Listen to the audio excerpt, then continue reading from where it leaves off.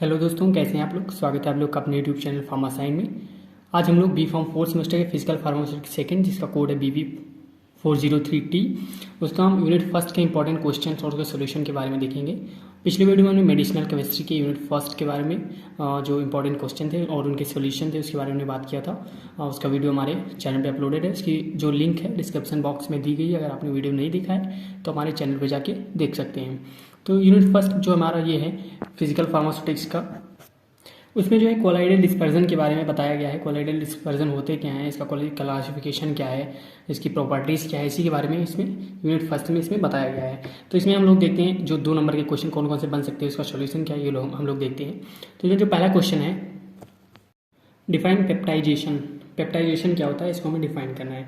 तो इसे देखते हैं। It is the process in which aggregates are break into colloidal size particles in the presence of peptizing agent. मतलब जो हमारे किसी मॉलिक्यूल्स का एग्रीगेट होता है वो क्या होते हैं, वो ब्रेक हो जाते हैं कोलाइडल पार्टिकल्स में या कोलाइडल साइज के पार्टिकल्स में। किसके प्रेजेंस में, in the presence of peptizing agent के। तो पेप्टाइजिंग एजेंट क्या हो सकता है, पेप्टाइजिंग एजेंट में be liquid, electrolyte and non electrolytes. इसका एग्जाम्पल जो है ये precipitate of silver iodide can be peptized by shaking with dilute solution of silver nitrate और पोटेशियम आयोडाइड। मतलब जो सिल्वर आयोडाइड का सॉल्यूशन है, इसको हम किसके द्वारा पेप्टाइज कर सकते हैं, सिल्वर नाइट्रेट के द्वारा, जिसे हम सेक करके उसको हम उसका पेप्टाइजेशन कर सकते हैं। अगला जो क्वेश्चन है, डिफाइन हार्डे-कोल्जे रूल। तो इसको देखते हैं क्या होता है। हार्डे-कोल्जे रूल क्या होता है, the coagulation power of precipitated ion is more if it's valency is high. मतलब जो कोगुलेशन पावर्स होता है प्रेसिपिटेट का, वो ज़्यादा होता है। कब ज़्यादा होगा, जब उसकी वैलेंसी ज़्यादा होगी। It state that the ion that cause a soluble to coagulate is opposite in sign to the electric charge of the colloidal particles. तो हमारा डिफाइन मतलब ये हार्डे-कोल्जे रूल यहाँ समाप्त होता है। अगला जो क्वेश्चन है, explain the term colloidal dispersion and mechanism of its application and mention its application.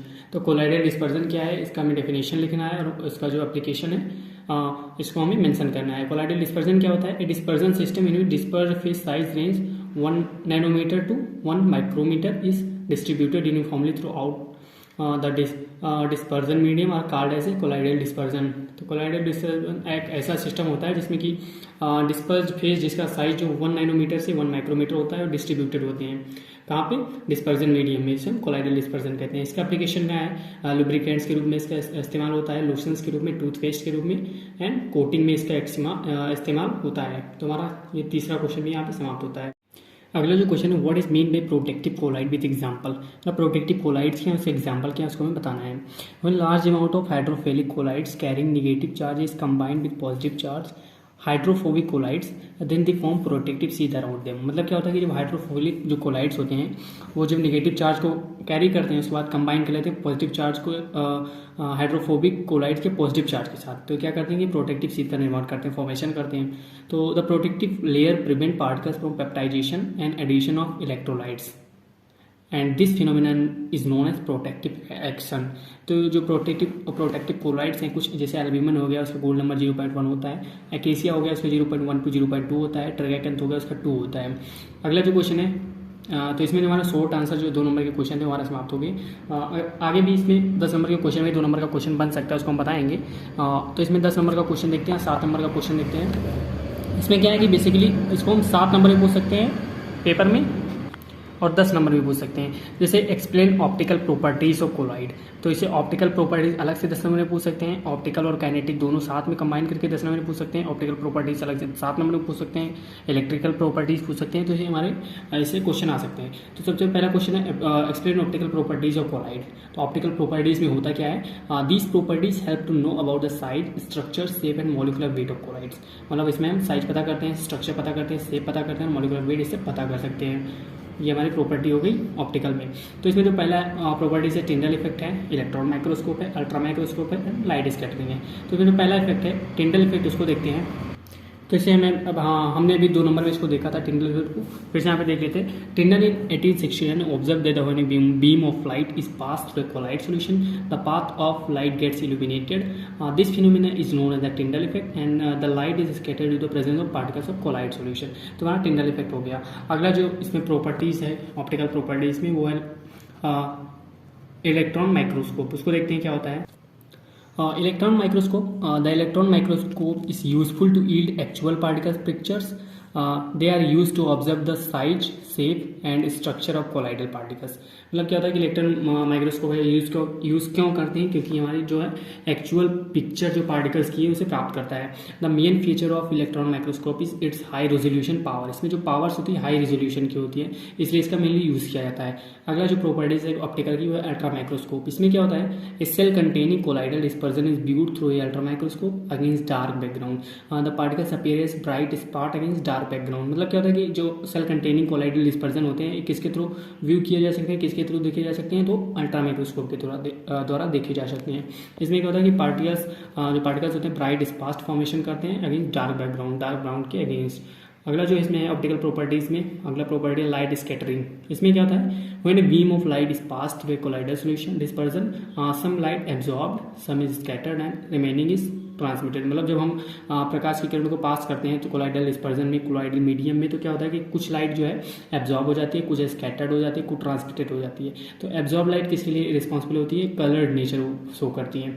और जो स्कैटर्ड लाइट है ये टर्बिडिटी कॉज करती है. जो ट्रांसमिट तो इसमें जैसा कि नीचे लिखा गया absorb light is responsible for the coloured nature, scattered light cause the colloidal dispersion जो अपीयर टर्बिडिटी.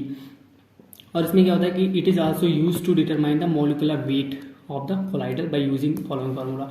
इसके द्वारा हम मोलिकुलर वेट भी इसका निकाल सकते हैं, जैसे कि SC/T is equal to 1/m + 2Bc. तो यहाँ पे T क्या है, टर्बिडिटी है, C क्या है, concentration of the solute in gram per centimetre cube of solution, M क्या है, मोलिकुलर वेट है, V क्या है, इंटरेक्शन कांस्टेंट है एंड H क्या है इसमें optical constant for particular system. तो हमारा ऑप्टिकल प्रॉपर्टीज जो थी इसमें 4 प्रॉपर्टीज हमने पढ़ी. सबसे पहले टिंडल इफेक्ट देखा, फिर इलेक्ट्रॉन माइक्रोस्कोप देखा, उसके बाद अल्ट्रा माइक्रोस्कोप पढ़ा और लाइट स्कैटरिंग. तो हमारा यहाँ पे ऑप्टिकल प्रॉपर्टी जो है समाप्त होता है. अगला क्वेश्चन है right about the kinetic and electrical properties of colloidal dispersion, discuss the electrical properties of colloidal dispersion. तो इस प्रकार से आपको क्वेश्चन पूछ सकते हैं. तो पहला जो ऑप्टिकल प्रॉपर्टीज हमने देख ही लिया, इसमें काइनेटिक और इलेक्ट्रिकल बचा है. सॉरी, हमने ऑप्टिकल प्रॉपर्टीज देख लिया, काइनेटिक और इलेक्ट्रिकल प्रॉपर्टीज में बचा है. तो सबसे पहले देखते हैं काइनेटिक प्रॉपर्टीज क्या होती है. Kinetic properties of colloidal, the property related to the motion of the particle. जो प्रॉपर्टीज जो मोशन से रिलेटेड होती है उसे हम काइनेटिक प्रॉपर्टीज कहते हैं. तो इसमें सबसे पहले ब्राउनियन मोशन है. ब्राउनियन मोशन क्या होता है, it is given by the scientist Robert Brown. मतलब इसे रॉबर्ट ब्राउन साहब ने दिया था. There are continuous collision between the colloidal particles and the molecule of dispersion medium which are in constant motion. मतलब क्या होता है कि इसमें जो कोलाइडल पार्टिकल्स हैं और डिस्पर्जन मीडियम है, मीडियम के मॉलिक्यूल्स हैं, इसमें क्या होता है कि कोलिजन होता है, टकराव होता है आपस में, जो जब ये कांस्टेंट मोशन में होते हैं. तो ये क्या करता है कि जिग जैग मूवमेंट जो है प्रोड्यूस करता है. This produce zig zag movement of colloid particles which is known as the Brownian movement, जिसे हम ब्राउनियन मूवमेंट के नाम से जानते हैं. तो विस्कोसिटी इनहांसिंग एजेंट जैसे कि ग्लिसरीन हो गया, क्या कर देता है कि जो ब्राउनियन मोशन को है डिक्रीज कर देता है फाइनल स्टेप को, फाइनल स्टेप्स को. तो इसे हमें फिगर के माध्यम से समझ सकते हैं कि जब इसमें कोलिजन होता है तो इसमें जिग जैग मोशन, मतलब मॉलिक्यूल्स आपस में टकराते हैं तो ये जिग जैग मोशन प्रोड्यूस करते हैं, Brownian movement of colloidal particles. तो इसमें काइनेटिक प्रॉपर्टीज में पहला हो गया ब्राउनियन मोशन. दूसरा क्या है, डिफ्यूजन. इसमें क्या होता है कि particles diffuse from a region to higher concentration to lower concentration until the system is uniform. मतलब जो पार्टिकल्स डिफ्यूज कर देते हैं हायर कंसंट्रेशन से लोअर कंसंट्रेशन की तरफ, जब तक कि दोनों बराबर नहीं हो जाते. The rate of diffusion is expressed by the fix first law. Fix first law से हम इसका रेट ऑफ डिफ्यूजन निकाल सकते हैं. जैसे dQ/dt is equal to -ds dC/dt. तो यहाँ पर dQ/dt क्या है, ये है amount of material diffusing in time at. Yes क्या है यहाँ पे, surface area. dC/dt is equal to ये क्या है, कंसंट्रेशन ग्रेडियंट है. तो हमारा काइनेटिक प्रॉपर्टी में पहला हो गया ब्राउनियन मोशन, दूसरा हो गया डिफ्यूजन. तीसरा प्रॉपर्टी देखते हैं इसका क्या है. तो इसमें बात है सेडिमेंटेशन. सेडिमेंटेशन क्या होता है, in colloidal dispersion the Brownian movement tend to disturb sedimentation, therefore stronger force must be applied for sedimentation. तो ड्यू टू, इसे हम कह सकते हैं due to gravitational forces, due to gravitational forces क्या होता है कि ग्रेविटेशनल फोर्स के लिए इसमें जो पार्टिकल्स होते हैं सेटल डाउन हो जाते हैं, तो इसे हम सेडिमेंटेशन कहते हैं. ब्राउनियन मोशन जब इंक्रीज करते हैं सेडिमेंटेशन डिक्रीज होता है, सेडिमेंटेशन इंक्रीज करते हैं तो स्टेबिलिटी घटती है उसकी. तो अगला जो प्रॉपर्टी है इसमें विस्कोसिटी है, इसको देख लेते हैं. Viscosity is the resistance to fluid to flow under the applied stress. मतलब विस्कोसिटी क्या है, रेजिस्टेंस होता है जैसे हम फ्लो ऑफ फ्लूइड को रोकता है. तो viscosity study provide shape of particles in the solution. ये क्या, इससे हमें क्या मिलता है, जैसे हम उसको शेप, पार्टिकल्स के शेप को हम आइडेंटिफाई करते हैं. इसका जो फॉर्मूला होता है eta equal to eta 0 1 + 2.5 phi. यहाँ पे ईटा जीरो क्या है, viscosity of the dispersion medium, eta क्या है, viscosity of disperse field when the volume fraction of colloidal particle present in phi.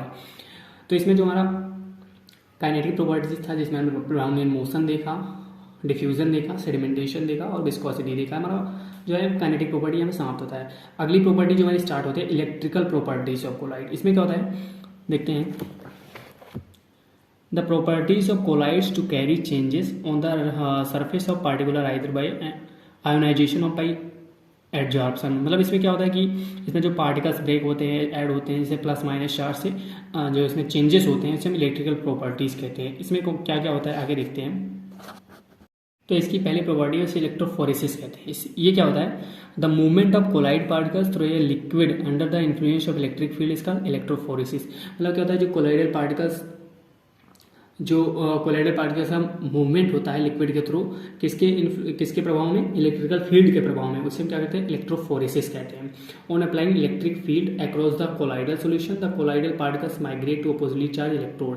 मतलब यहाँ पे हम इसको दिखा सकते हैं, कॉम्बिनेशन क्लाउड फॉर्म करते हैं, जैसे प्लस माइनस दोनों का। The rate of migration of particles is observe by means of an ultra microscope. तो रेट ऑफ माइग्रेशन किससे प्राप्त देख सकते हैं, ऑब्जर्व कर सकते हैं, अल्ट्रा माइक्रोस्कोप से। अगली जो प्रॉपर्टीज हैं इसमें इलेक्ट्रिकल में वो है इलेक्ट्रॉन डबल लेयर। इसमें क्या होता है, in this theory at the first layer charge is imparted to the particles by situating ion which are absorbed preferentially at immobile points. The second layer consists of diffuse mobile ions. The charge present on both the layer are equal. These two layer arrange develop zeta और electrokinetic potential. इसमें क्या होता है कि सबसे पहले layer होता है कोलाइडल सॉल्यूशन की होती है। फर्स्ट लेयर जो होता है इसे स्टैटिक लेयर कहते हैं, जैसे यहाँ प्लस का साइन दिख रहा, फर्स्ट लेयर से स्टैटिक लेयर कहते हैं। जो सेकंड लेयर माइनस की होती है इसे हम कहते हैं स्टैग्नेट लेयर। तो इसमें क्या होता है कि जेटा पोटेंशियल और इलेक्ट्रोकाइनेटिक पोटेंशियल का फॉर्मेशन होता है।